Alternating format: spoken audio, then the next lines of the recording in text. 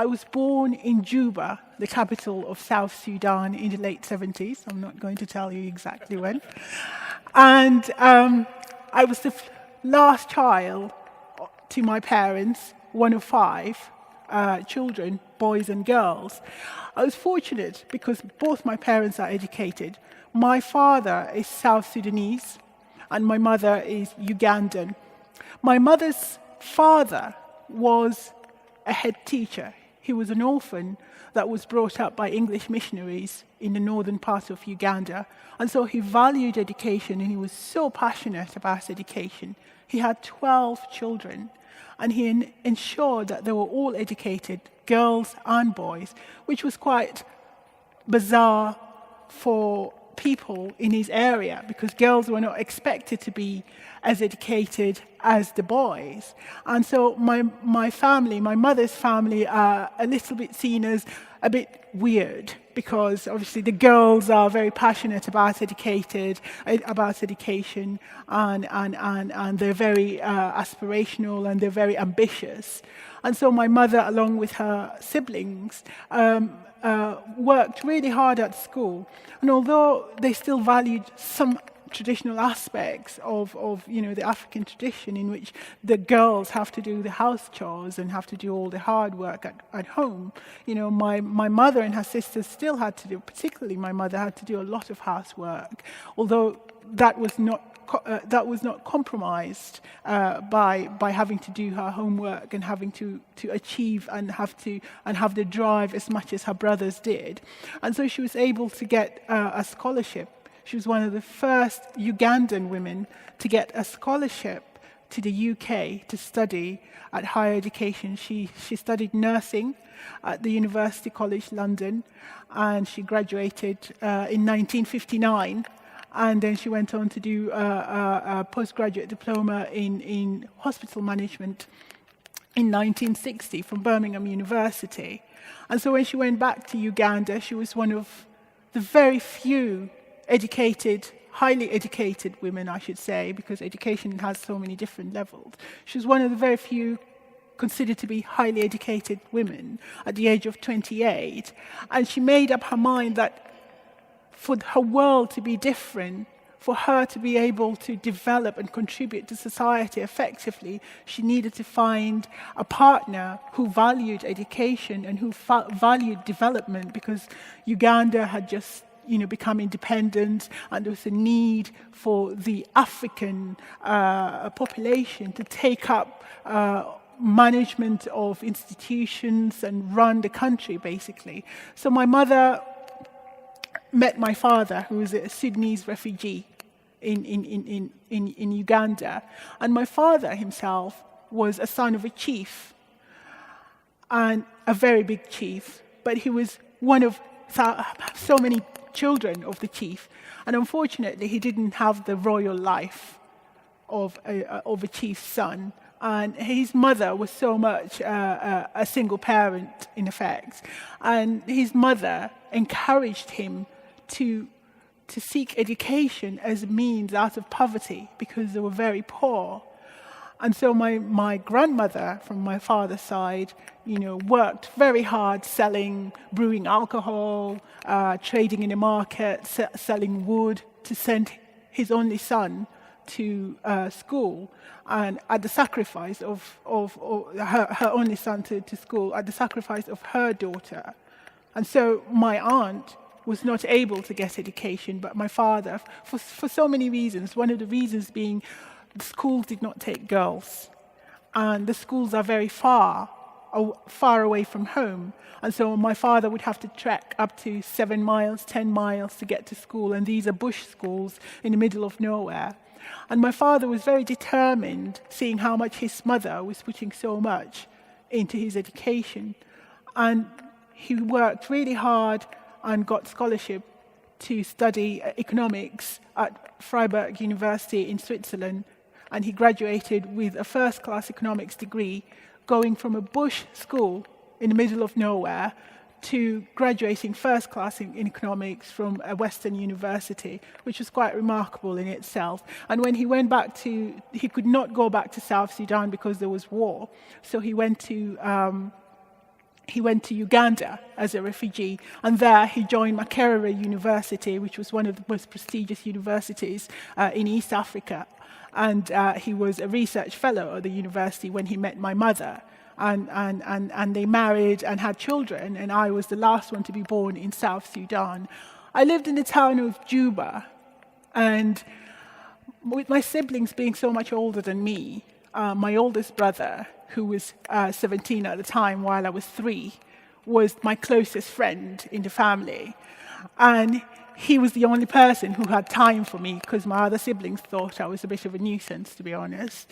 And he had so much time and patience for me. He always liked to show me how to do things, tell me loads of stories. And most of the stories he told me were about how things worked, how the bicycle worked, how air engines work, and how cars worked. And he really filled my curiosity. He was studying to his pre-university, which was the equivalent of the A-level, to go to university at the time to study engineering. So he was very passionate about engineering, and so he taught his 3-year-old sister about engineering. So some of the things I could not really understand, but I loved it, and I loved sketching drawings out of his engineering textbooks. So to keep me busy and keep me quiet, he'll give me his engineering textbook and say, sketch all these drawings out and color them in.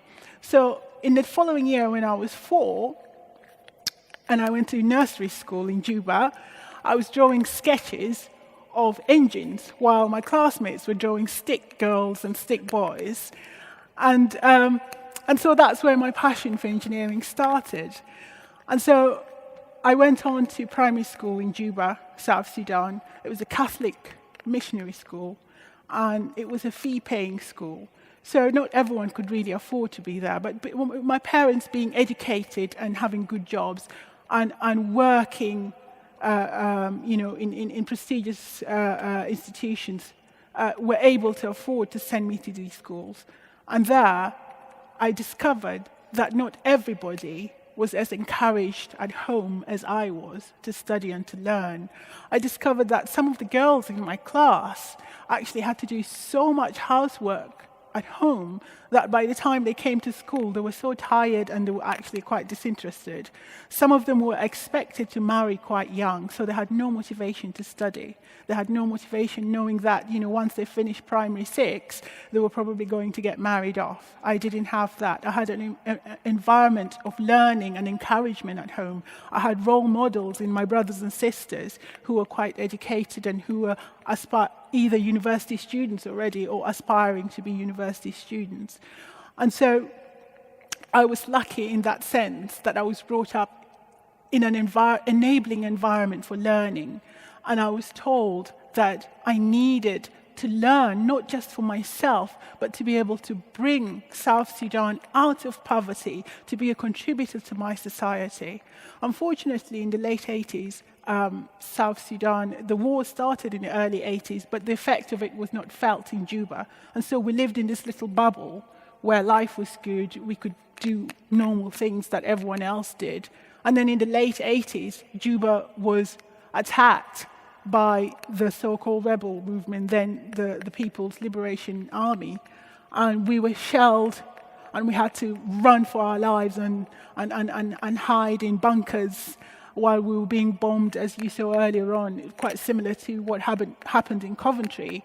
Perhaps not to that level or scale, but quite similar, and it was quite scary, and I really identified with some of the animations of how the children felt in 1940s in Coventry. And so our schools had to be closed because it was turned into the centers for the internally displaced people. And so education had to be abandoned temporarily. And most of my friends who could manage to escape, most of my school friends whose family could manage to escape Juba, fled for Khartoum or nearby countries.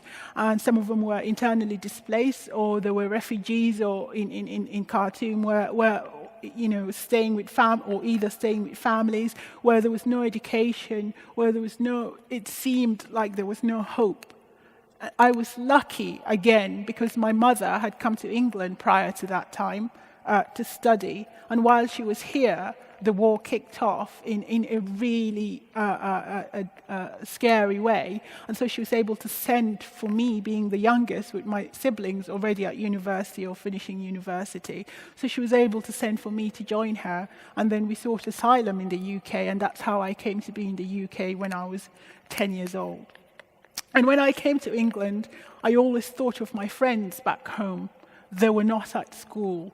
They did not have the opportunities that I had now presented to me in England. What was I going to do to help? I dreamt of one day going back home and speaking on behalf of those whose voices could not be heard, and being an instrument for peace and being an instrument for change. Nobody told me that because I am a woman, I could not be. Nobody said to me that, you should limit yourself. So I aspired to become an engineering student. And nobody told me that, you cannot be an engineer because you're a woman. None of my family ever said anything to discourage me, or none of my friends ever said anything to discourage me. And so when I went to school, I was quite disheartened in East London when I went to school to see how children in this country were taking the education that they were getting so freely for granted. And I despaired at the thought of my friends in refugee camps and displacement centers back in Sudan, desperate for education. Yet here we are. People are being destructive in the class. People are not seeing the opportunities that education could afford them. And so I channeled all my energy into sports. And sports is a really good discipline for character. And sports helped me focus and think about how I could be better to help other people, to help people back in South Sudan.